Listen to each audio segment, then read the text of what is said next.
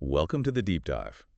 Today we're taking a close look at a really significant development in the Horn of Africa. hmm It's this burgeoning partnership between Somalia and Turkey. And it really came to a head with that major oil exploration agreement signed in 2024.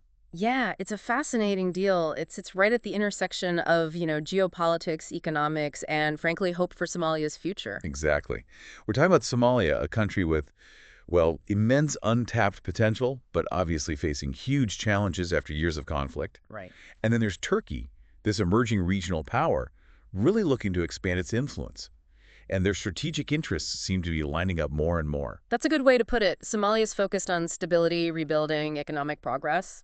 Turkey, on the other hand, sees Africa, especially strategically important parts like the Horn, as key to its broader foreign policy and economic goals. Okay, so our aim today is to really unpack this oil agreement. We want to understand the history behind it.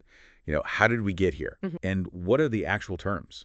What do they mean in practice? How do both sides see it? And ultimately, what's the potential here for Somalia? Is this the game changer they hope for?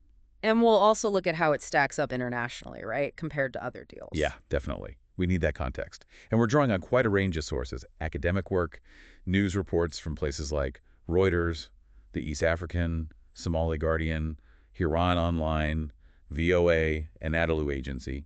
So, a good mix of international and regional perspectives plus expert commentary. Right. And just so everyone knows, this isn't going to be just a, dry recitation of legal clauses. We really want to explore the why. Why this deal? Why now? And what does it actually mean? Okay, let's get into it. So this Somali-Turkish relationship, it feels like it's become really prominent quite recently, maybe in the last decade or so. Where did it really kick off? That's right. I mean, there were connections before, but the modern relationship really took off in the 2010s.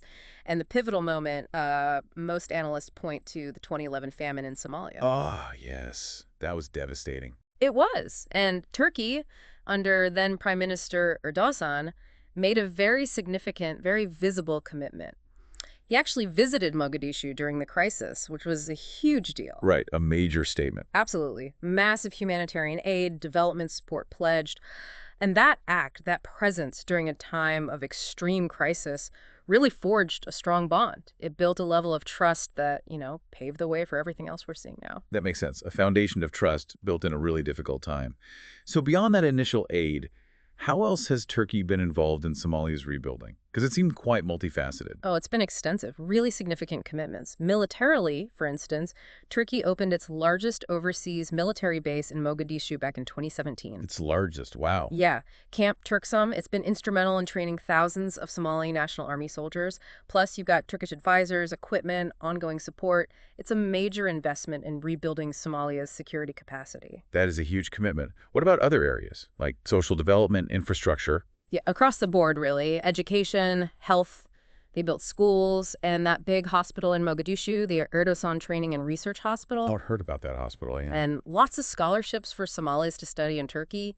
Turkish NGOs are very active on the ground, too, with humanitarian work. And then infrastructure financing roads, government buildings in Mogadishu. Turkish companies manage the seaport and the airport under long-term contracts. Right, the port and airport are crucial. Hugely important. And Turkish Airlines has been flying into Mogadishu since 2012, which was a massive signal of confidence back then, providing that vital link. It really sounds like Turkey positioned itself as a partner during the toughest times. I've seen the relationship described as brotherly. Somali officials use that term a lot. Yeah. And they often highlight that Turkey kept its embassy open, maintained that diplomatic presence when many others left. And they feel Turkey treats Somalia as a sovereign equal, with respect. That counts for a lot. That respect factor is huge, I imagine, and politically. Has Turkey backed Somalia internationally? Definitely. Turkey's been a consistent supporter of Somalia's federal government in international forums. They're active diplomatically in the Horn, advocating for Somalia's stability, its territorial integrity, adds another layer to that alliance. Okay, so this strong, multifaceted relationship builds over a decade. And that leads us right up to the precursor for the oil deal, that defense agreement, in February 2024, just before the oil one. Tell us about that. Yes, that timing is critical. Right. In February 2024, they signed a defense and economic cooperation agreement. Essentially, Turkey agreed to help Somalia protect its coastline, its exclusive economic zone. Which is huge, given the issues with illegal fishing and maritime security. Exactly. It involves maritime security support, counterterrorism, anti-piracy efforts, and economic support, too. But the key thing is, this defense pact looks very much like it paved the way for the oil deal signed just a month later. Almost like a quid pro quo. Security assistance in return for... Well, it strongly suggests a reciprocal arrangement. Turkey commits to bolstering Somalia's security, a massive need for them, and in return, Turkey gets a leading role, perhaps preferential access, to developing Somalia's potential oil wealth. Given those potentially very generous terms for Turkey we'll get into, are there scenarios where, even if they find oil, this deal might not be great for Somalia long term? That's the million-dollar question, isn't it? Look, the immediate plus for Somalia is security and getting exploration started. But the long-term balance, that really depends on the details of those future production sharing agreements, the PSAs. Right. If those PSAs don't ensure a fair revenue split, genuine technology transfer, building local capacity, then yeah, Somalia could end up with the short end of the stick, even with oil flowing. Transparency and good faith negotiation down the line are absolutely critical. Okay, so summing up the context, Somalia sees Turkey as this trusted, reliable ally who showed up when needed. Turkey sees Somalia as a key strategic partner in its Africa ambitions. This mutual trust, these intertwined interests, they created the foundation for this big oil agreement. Exactly. It wasn't just a cold business deal. It grew out of years of this really strong, layered relationship. And that foundation allowed them to move to the specifics of the oil exploration deal itself. All right, let's dive into the oil drilling agreement itself now. Signed March 2024. Who are the main players and what's the basic outline? So it was signed March 7th, 2024 in Istanbul. You had Somalia's petroleum minister, Abdirazak Omar Mohammed, and Turkey's energy minister, Alparslan Bayraktar. And like we said, it came right after that defense pact. The linkage seems pretty clear. Reinforcing that security for resources idea? Okay, and what's the scope? What does Turkey actually get to do? It's a broad framework, basically cooperation in the field of hydrocarbons.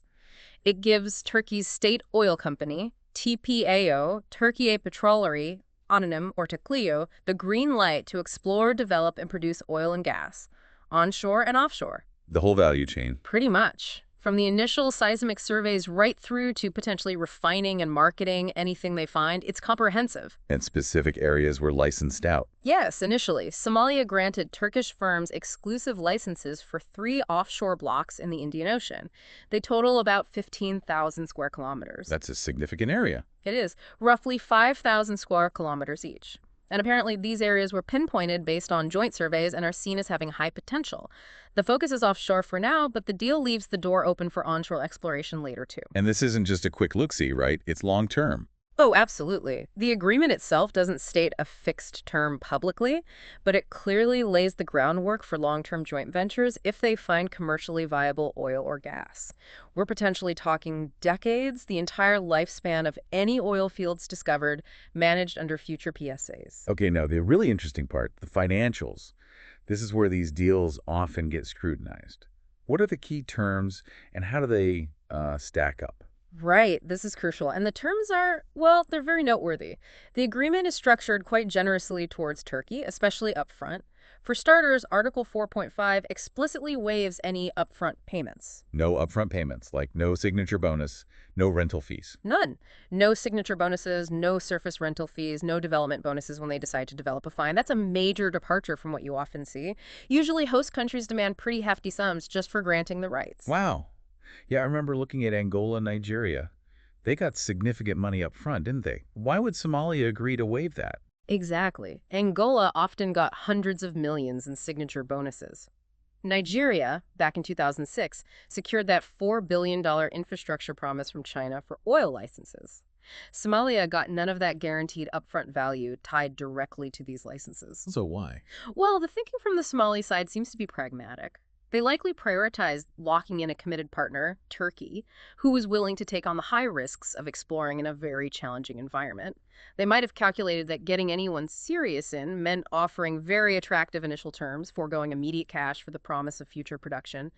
And maybe that brotherly relationship played a part too, a degree of trust perhaps leading to softer terms. Okay, a trade-off then. No money now, hope for big returns later. Yeah. What about once oil does start flowing? How is that revenue shared? This is where the cost recovery clause is key, and again, it's very favorable to Turkey. Article 4.7 allows Turkey to recover up to 90%, 90% of the annual petroleum output as cost petroleum. 90%, did I hear that right? You did, 90%. That means Turkey can take up to 90% of the oil produced each year to cover all their costs, exploration, drilling, development, operational costs, even those security costs we mentioned, before profits are shared with Somalia. That seems incredibly high. What's typical internationally? It is very high. Usually you see cost recovery caps somewhere between 50% and maybe 70%. A 90% cap means Turkey recoups its investment extremely quickly, and Somalia's share of the revenue in the early years of production will be very, very small. So what is Somalia's initial share then? Initially, Somalia gets a 5% royalty on the gross production. This can be paid in cash or in kind, like actual barrels of oil. But importantly, that royalty doesn't apply to oil that's reinjected or used in operations. Okay, 5% royalty. Then Turkey takes up to 90% for costs. Yeah, Doesn't leave much profit oil to split initially? exactly. Somalia would get a share of whatever is left after the royalty and the 90% cost recovery, but that profit oil pool will be tiny until Turkey has recovered the vast majority of its expenses. Have Somali officials given any overall figure? I thought I saw something about Turkey getting 30%. Yes, some Somali officials have mentioned figures suggesting Turkey would receive up to 30% of the revenue, implying Somalia retains maybe 70%. But how that 70% is calculated, given the 90% cost recovery, isn't clear from the initial framework. It likely refers to the split of profit oil after cost recovery, and perhaps that split gets better for Somalia over time or at higher production levels. But the initial phase heavily favors cost recovery. So the real nitty-gritty of the profit split is still to come in those future production sharing agreements, the PSAs. Precisely. This framework sets the stage, a very favorable stage for Turkey's cost recovery, but the detailed mechanics of how profits are shared project by project will be hammered out in those individual PSAs. It also sounds like Turkey gets a lot of control over the actual operations. Yes, Article 4.3 gives TPAO, or whoever they designate, effective operational control. They don't even have to partner with a local Somali company initially or set up a permanent branch. Really, no local partner required.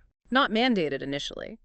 And Turkey can transfer its rights or shares to third parties without needing Somali government approval for a local entity. Gives them a lot of flexibility. And what about exporting the oil? Turkey gets unrestricted rights to export its share of any oil produced, sell it at international market prices, and keep all the revenue from those sales. Effectively, the money from Turkey's share doesn't even need to pass through Somalia's financial system. Legally, Somalia retains sovereignty, but operationally, a huge amount of control is delegated. And this links back again to the security side. You mentioned Turkey can charge security costs back. Yeah, Article 6 allows Turkey to take supplementary security measures to protect the operations, and crucially, the costs for these measures are recoverable. They can be added to the pool of costs recouped from that 90% cost petroleum. Which Turkey has already started providing, right? Yeah. With their navy. Exactly. That July 2024 decision by the Turkish parliament authorized sending naval forces for up to 2 years. The mandate explicitly includes securing the oil activities. They even talked about the Orus Reis research vessel being escorted by warships. So the Turkish military protects Turkish oil operations in Somali waters. And the bill can potentially be paid out of Somalia's future oil production. That's the implication. It really intertwines the commercial and military aspects in a very direct way. And finally, disputes, if things go wrong. The agreement points to international arbitration under ICSID. That's the World Bank's system. Pretty standard. However, it specifies the seat of arbitration will be Istanbul, Turkey. A potential home court advantage, perhaps. Some might see it that way. While ICSID is neutral, the venue can sometimes subtly influence proceedings or logistics. Okay, so summing up the terms. A broad deal. Gives Turkey huge operational leeway, very generous financial terms up front, especially on cost recovery, strong security integration, and Somalia's big payday is really dependent on future fines and future negotiations. That captures it well. It reflects Somalia's eagerness, maybe necessity, to get a committed partner on board in a risky area, and Turkey using its position as a key ally to secure favorable conditions. Now let's look at how quickly they acted on this. Right, so the agreement is signed in March 2024. How quickly did things actually start happening on the ground, or rather at sea? Remarkably fast, it showed real intent from both sides. By October 2024, Turkey had already deployed its seismic survey ship, the Urus Race, to Somali waters. The Urus race, that's their advanced research vessel, isn't it? Yes, state of the art. And its arrival was quite the event, escorted by Turkish naval frigates, send-off ceremony attended by both President Erdogan and Somali President Hassan Sheikh Mohammed, a very public display of the partnership kicking into gear. So straight into the seismic surveys, basically mapping the seabed to find potential oil and gas traps. Exactly. The Urus Race started a detailed 3D seismic survey over those 3 licensed offshore blocks, the 15,000 square kilometer area. The initial plan was for the survey campaign to last about 6 or 7 months. Running from late 2024 into spring 2025. That was the schedule, aiming to get it done before the monsoon season hits and makes work difficult. The goal is to gather that high-resolution data needed to figure out where the best prospects lie. And have we had updates?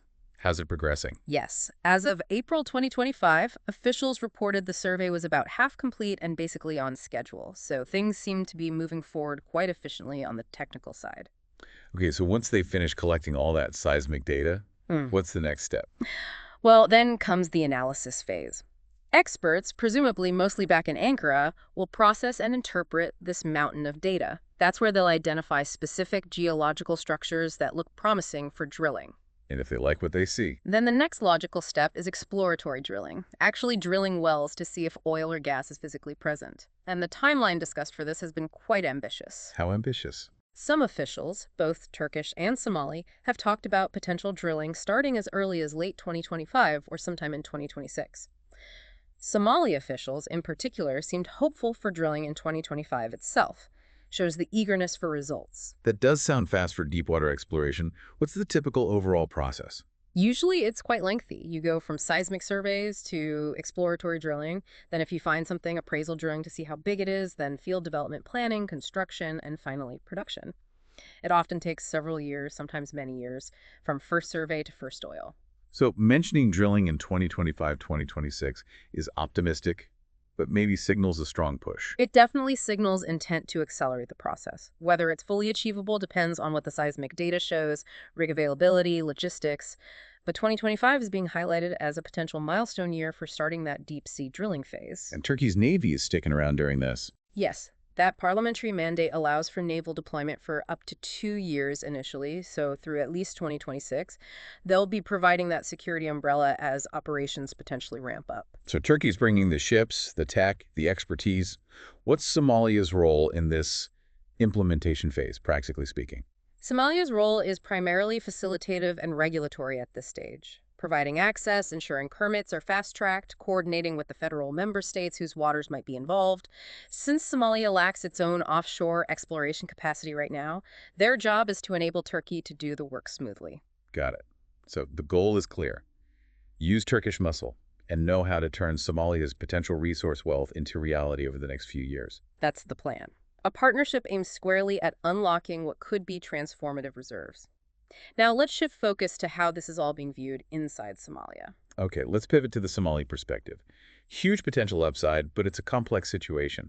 How is this deal generally being received within Somalia? What are the hopes? Well, officially, there's a lot of enthusiasm. The government portrays this as a truly historic milestone, a chance, finally, to harness the nation's natural wealth after decades of, conflict and instability holding things back. And the potential prize is enormous, right? Those reserve estimates. They are. Estimates float around of up to 30 billion barrels offshore. Now, those are just estimates, needs proving.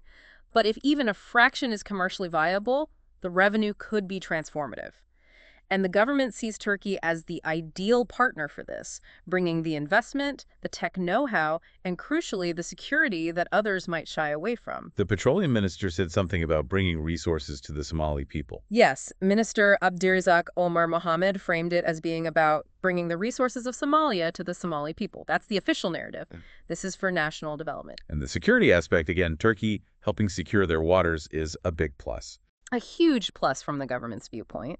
They see the Turkish naval presence linked to that defense pact as critical for asserting control, fighting illegal fishing, piracy remnants, maybe deterring al-Shabaab maritime activities. It's like getting a de facto extension of its navy, as some have put it. And the economic dream, lifting the country out of poverty. That's the ultimate hope. Reduce dependency on foreign aid, fund national development infrastructure, health, education. There's talk, maybe overly ambitious talk, of seeing first oil by 2026. Hmm. It reflects that urgency for tangible economic change. And this fits with the president's overall vision. Yes, President Hassan Sheikh Mohammed has pushed an open for business agenda, diversifying partners.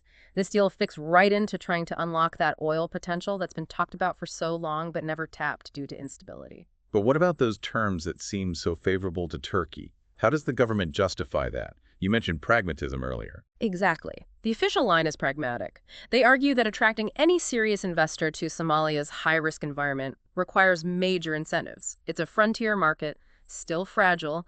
Most big oil majors have stayed away. So better to get a committed partner like Turkey with generous terms than no partner at all. That seems to be the calculation. The petroleum minister stressed this is a framework. The detailed revenue sharing comes later in the PSAs once fines are confirmed.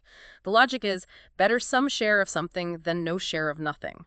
And there's an express trust that Turkey, as a brotherly nation, won't completely sideline Somalia's interests long term.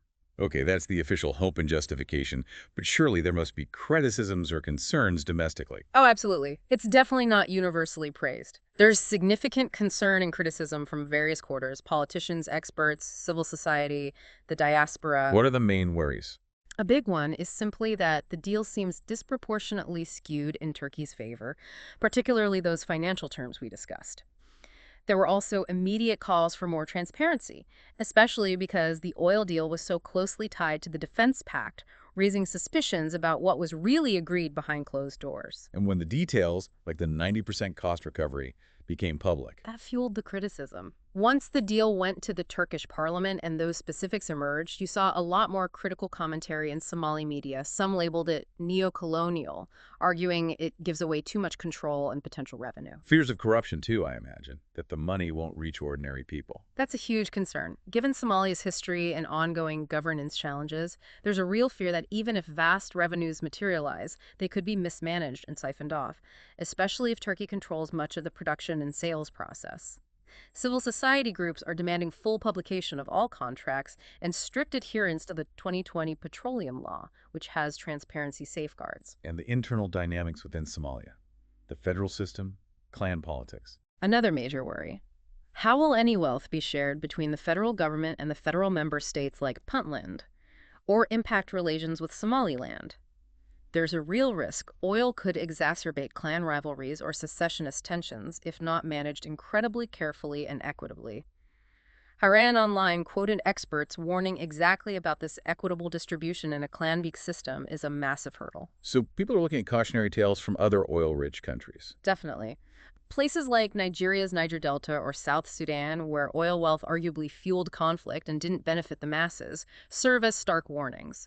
There's a strong sense that success isn't just finding oil, it's about building the governance to manage it fairly, sharing revenue with states and communities. So it's really a mix then. Official hope for economic transformation, but widespread caution about the terms, transparency, and the potential for mismanagement or conflict is not handled right. Exactly, a real duality. Hope for a new era, but deep anxiety about repeating past mistakes or the pitfalls seen elsewhere. A lot hinges on whether Turkey acts as a true partner in building Somali capacity and ensuring benefits are widely shared. Now let's flip it and look at Turkey's motivations. Right, let's look at it from Ankara's perspective. What's driving Turkey's deep involvement here? What are their strategic and economic goals? Well, this Somalia deal fits perfectly into Turkey's broader Africa opening strategy. Over the last decade, maybe more, Turkey has massively increased its diplomatic, economic, and military footprint across Africa, and Somalia is a key piece of that puzzle. Why Somalia specifically? Several reasons. Its strategic location is crucial right on the Gulf of Aden, overlooking major shipping lanes close to the Arabian Peninsula, plus the perception of large, untapped energy resources. The Energy Ministry in Turkey explicitly said the deal supports Turkey's broader strategic interests in maritime trade and energy security. So it's about securing a foothold in a critical region, projecting power. Absolutely. It complements their big military base in Mogadishu. It gives them leverage, presence. Think about it alongside their energy deal with Libya in the Mediterranean. It's part of a pattern, trying to become a key offshore energy player in strategically important African regions. And it serves a domestic need too, right? Turkey imports a lot of energy. A huge amount. Turkey has a large economy but produces very little of its own oil and gas. So, securing potential access to reserves abroad, like in Somalia or Libya, is central to their energy security strategy. They want to reduce that massive import bill.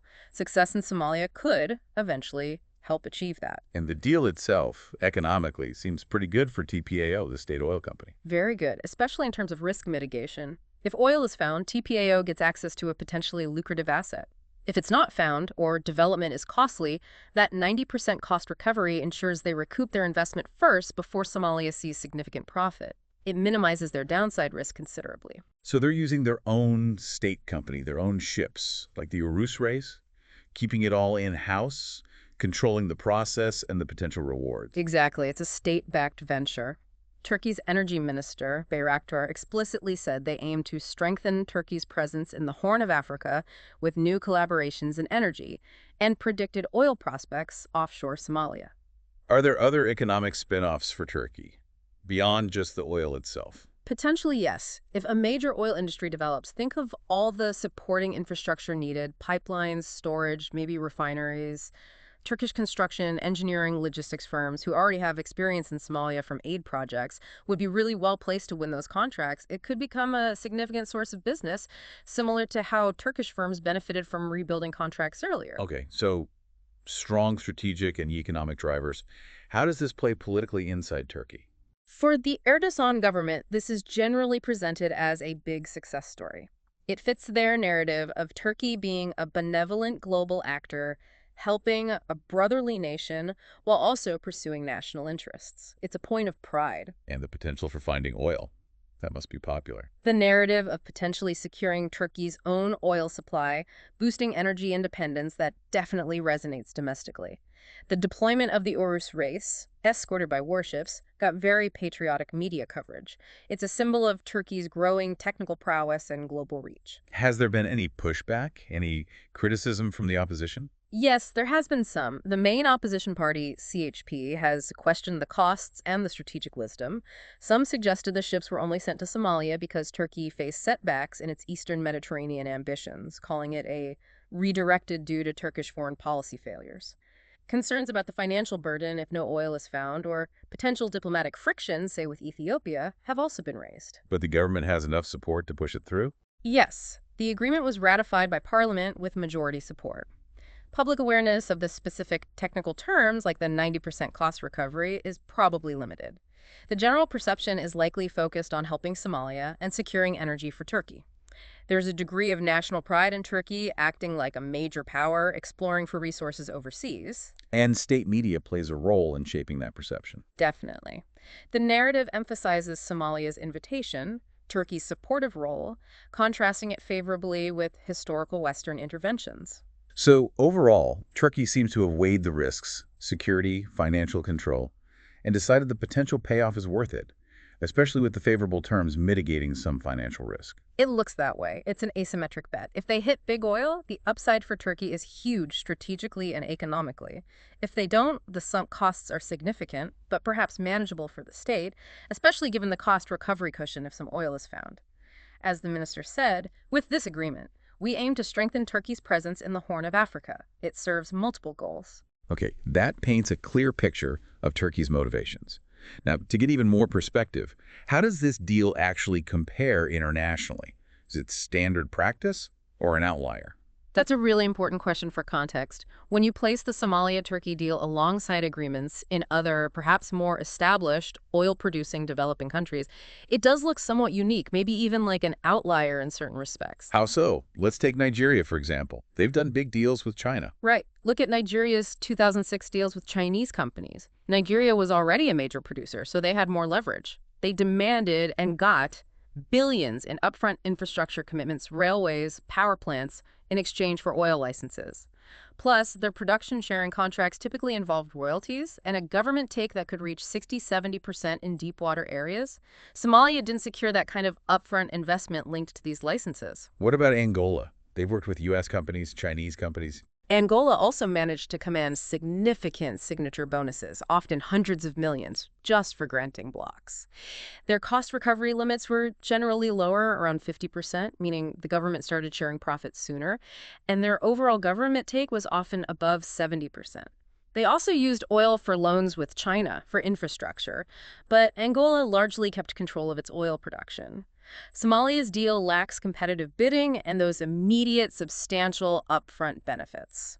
So compared to those established players, Somalia got less upfront and seems to be giving away more early revenue through that high-cost recovery. That's how it appears. Other examples, maybe closer to frontier exploration like Uganda or Kenya or even Sudan historically, often involve joint ventures with the state oil company having a stake, maybe specific infrastructure commitments, royalty rates often in the 10–15% range, and profit sharing that increased for the government over time or with higher prices.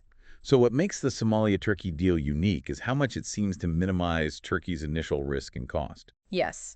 The combination of no signature bonus, no rental fees, that very high 90% cost recovery ceiling, plus Turkey providing its own security, which is potentially cost recoverable.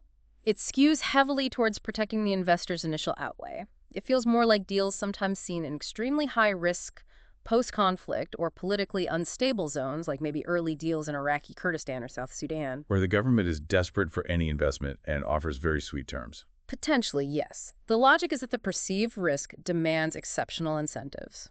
What about other aspects? Legal safeguards? Local content? Well, using ICSID for arbitration is standard international practice, but as we noted, having the venue set in Istanbul is less common and potentially favors Turkey.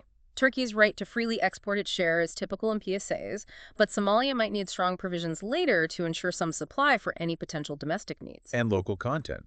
Training using local businesses. Modern agreements usually have pretty strong clauses on this mandatory training, local hiring targets using local suppliers. Ghana's petroleum law is a good example. The initial Somalia-Turkey framework seemed to waive immediate local incorporation for Turkey, and it's not clear how strong the current mandates are for training and local participation. These might be deferred to the specific PSA negotiations for each project. So if you compare it broadly, the Somalia-Turkey deal looks quite lenient towards the investor compared to many international examples. Yes, overall, it seems driven more by the strategic alliance and the need to secure a reliable partner in a tough environment, rather than a purely commercial, competitive bidding process aimed at maximizing the host country's immediate take. Somalia essentially traded better terms for guaranteed engagement from a trusted ally. Is there potential for Somalia to renegotiate or recalibrate later if exploration is successful? History shows that's sometimes possible. Countries like Kazakhstan, for instance, managed to renegotiate terms with investors once production was flowing and their leverage increased. So yes, if large discoveries are made, Somalia might find itself in a stronger position to push for adjustments in future PSAs or even revisit the framework, but that's not guaranteed and depends heavily on political will and negotiating skill. For now, it looks more like strategic resource diplomacy than a standard commercial deal. This has been incredibly insightful. Okay, let's try and bring all these threads together. Yeah. The core question we started with. Hmm. Is this oil deal a genuinely beneficial opportunity for Somalia? Or does it disproportionately favor Turkey? It sounds like the answer is complicated. It really is. There's no simple yes or no. You have to weigh different factors and timeframes. So on the one hand, the short-term strategic benefit for Somalia is clear. Yes. It kickstarts exploration that probably wouldn't be happening otherwise on this scale.